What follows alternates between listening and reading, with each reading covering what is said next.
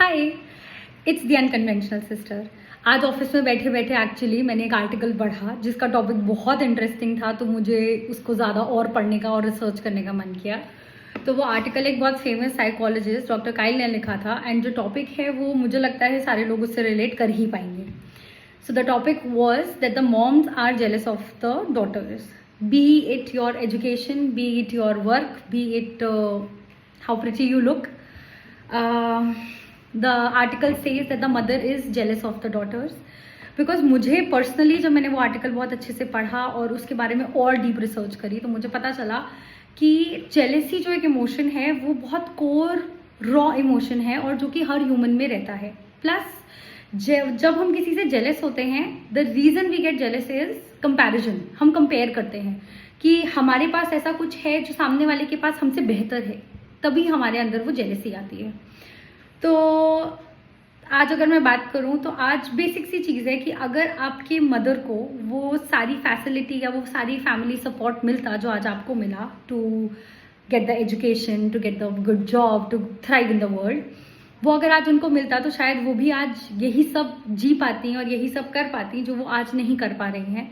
क्योंकि आज वो एक विक्टिम है एक बहुत बेसिक पेट्रियार्की की, जो बेसिक मंडेन टास्क में वो उलझी रहती हैं, एंड वो कर सकती थी पर उन्हें मौका नहीं मिला इसलिए वो कर नहीं पाई।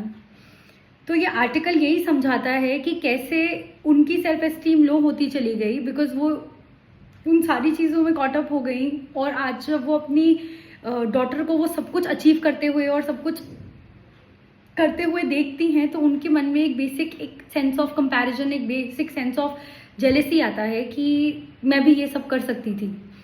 एंड उसकी वजह से कभी कभी जो उन्हें अप्रिशिएट करना चाहिए अपनी डॉटर्स को, या उनको अपनी डॉटर्स को जिस तरीके का 100% सपोर्ट करना चाहिए, वो उस सेंस में उनको नहीं कर पाती। तो एज अ डॉटर मुझे ये रियलाइज़ होता है कि आज अगर हम उनके साथ में वो चीज़ एम्पथाइज करें, अपनी बाउंड्रीज बहुत क्लियर सेट करें, एक अंडरस्टैंडिंग क्रिएट करें उस पैटर्न की जहाँ हमारी मॉम्स को ये लगता है, तो मुझे लगता है कि शायद हम एक बेटर इमोशनल अंडरस्टैंडिंग डेवलप कर पाएंगे अपनी मदर्स के साथ में। एंड तो इस रिगार्डिंग ही मैंने आज बैठे बैठे एक छोटी सी थॉट मेरे दिमाग में आई तो मैंने लिखी, मैं रीड करके आपको सुनाना चाहूँगी। कभी कभी सोचती हूँ कि कुछ अलग होता तो क्या ही गलत होता, कुछ अलग होता तो क्या ही गलत होता, मेरी उस मासूम सी हंसी पर अगर तुम भी थोड़ा मुस्कुरा देती तो क्या ही गजब होता। मैंने हमेशा चाहा कि हमारा रिश्ता वैसा हो जिसकी बातें लोग किया करते हैं। मुझे पता ही नहीं चला तुम कब मुझे खुद से अलग समझ बैठी, गलत समझ बैठी। मैं तो तुम्हारी ही परछाई हूँ, तुम कब मुझसे ही जलने लग गई। मैंने तो हमेशा तुमसे तुम्हारा साथ मांगा, तुम्हें दुनिया की हर खुशी देने का बस एक मौका मांगा, पर तुम तो मेरी खुशियां देख के ही मुझसे ही पलट गई।